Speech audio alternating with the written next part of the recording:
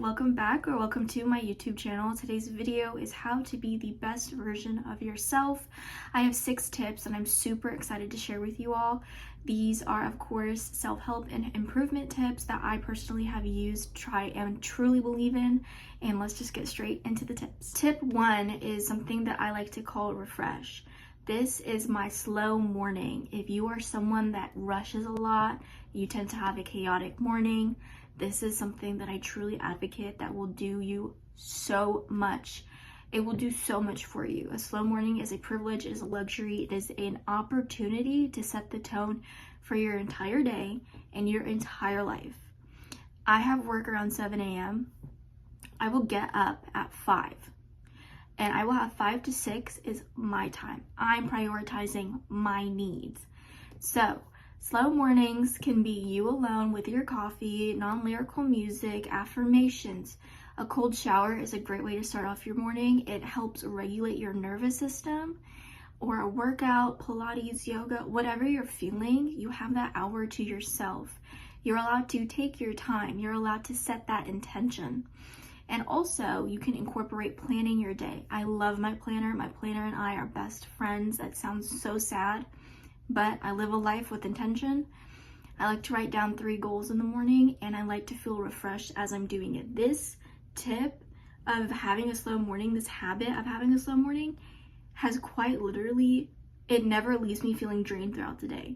If I wake up and I am chaotic, I guarantee you something stupid will happen and I am drained. All my energy will go focusing on that stupid thing. And if I have a slow morning, I will just look at the stupid thing and I'll be like, whatever, I don't even care. I had a great morning. It is such a vast difference of mindset that you have when you grant yourself a slow morning. You will turn into somebody unrecognizable.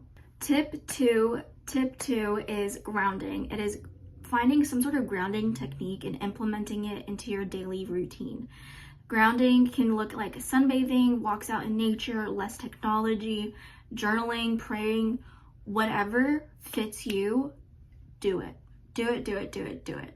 This has made me a less anxious person. I don't get stuck in ruts like as much as I used to. I am so much more creative and I'm a lot better at communicating how I feel. And all it took was going out and journaling or going in the sun and sunbathing. It's the end of summer. I know everybody knows how good sunbathing is, how good it feels. It's like a warm hug. Whatever works for you, whatever gets you closer to a connection with nature, with source, is the closer you will be to the best version of yourself. Tip 3 is learn. Learn. I can't overstate it enough. You can never be too educated. Whatever topic it is, whatever extra degree that you want, do it. Bored people spiral. When you're bored, you get stuck in the overthinking, the anxiety, the worrying, the negative thought process, and this is something that we don't have to fall into. When you were a kid and you wanted to do like 10 things at once, you are a human being, you have free will. You can go outside, listen to a podcast, go on a walk, or you can watch TikToks, go on a walk, be safe, be cognizant, but do the things that help your brain, do the things that make you happy. All that free time that you have when you're harboring all this worry and this anxiety, all that energy that you're overthinking with can be put into something productive. Now, bored people spiral. This is not to be confused with when you need a rest. They are not the same thing. If you need a rest, take the rest. If you're bored, do not allow yourself to spiral. Tip 4 is filtering. This is both for your physical world and your internal world. Our internal world, our brain, our body internally reflects in our physical realm. So if you have a chaotic life, you have a chaotic friends, you are chaotic internally. There is no real way to translate that they just correspond. It is just what it is. Your environment is a reflection to your internal environment. And if you want mental clarity and you don't want drama, you have to cut the people out that are making you confused, that are adding stress to you. Because news flash, your life is supposed to be easy. Life isn't against you, it's with you. You are life. You are literally alive. And if you're working hard to keep a friend in because they're toxic and you want to help them, That is not your responsibility. That was never your responsibility. They have all the abilities to go and get help. You are not a free therapist. This should not fall on you. And coming from a friend that used to be the mom friend, I know you're tired. Filter out the negativity.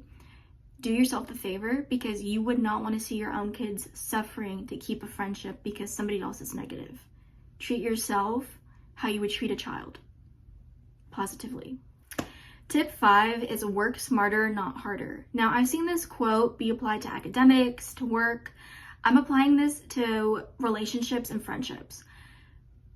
When an effort is given, so let's say you give effort, but it's never received, so that other person is not giving you that effort, that is being taken advantage of, because 9 times out of 10 that person is very aware of what they're doing.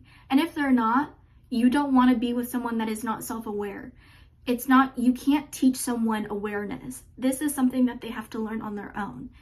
And work smarter, not harder applies to relationships for me personally, because I don't have to work hard. I shouldn't have to work hard to be seen, to be heard, to feel loved.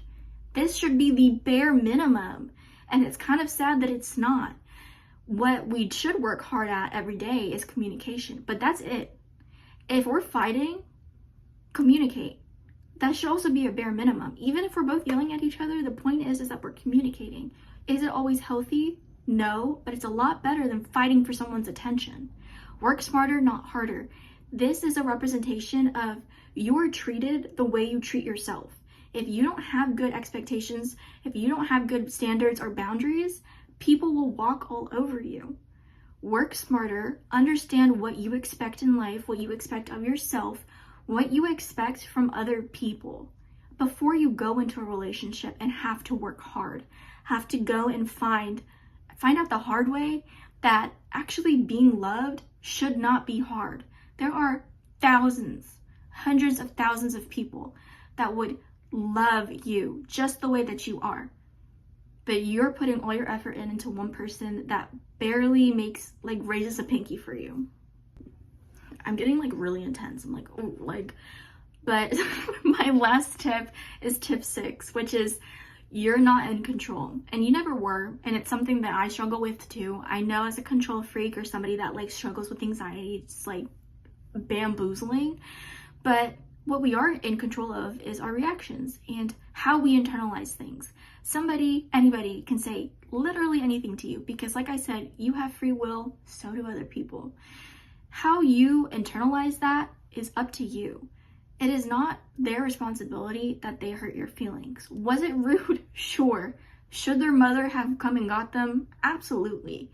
But you don't have to take things literal. You don't have to take things personal.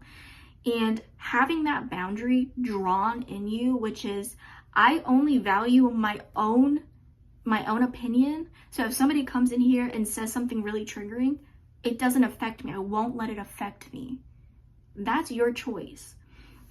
Something that I've talked about in my other boundaries video, which is when I am stuck in a circumstance that I can't control, and I'm overstimulated, I'm angry, I'm irritable, whatever the emotion is, I will write it down somewhere, journal it, notes app, whatever works. And when I'm feeling better, I'll come back to it and I'll let myself kind of analyze it. I'll be my own psychologist for the day, and I'll ask myself, okay, what was I feeling? Why was I feeling it? And then when I figure out the trigger, whether it was just I'm just tired or too many people, too loud, whatever, I'll ask myself, okay, well, when this happens again, if it happens again, how will I act differently? How will I let it not affect me this time? Can I allow it to not affect me? And if I can't avoid, if it's a certain situation, a certain person that triggers me, can I avoid them? So the next time when I'm actually ready, I'm ready to communicate why I didn't like that. Whatever the situation is, circumstance, person, you are in control of how you react to that. It takes a lot of growth and it takes a whole lot of patience with yourself. But to be the best version of yourself is to love yourself in every phase of life, through all 6 tips, through all the habits that you love and hate about yourself.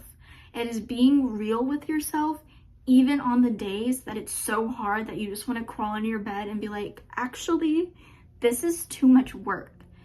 But you know deep down that you're worth the work. I hope this video helped, and I'll see you guys in my next video.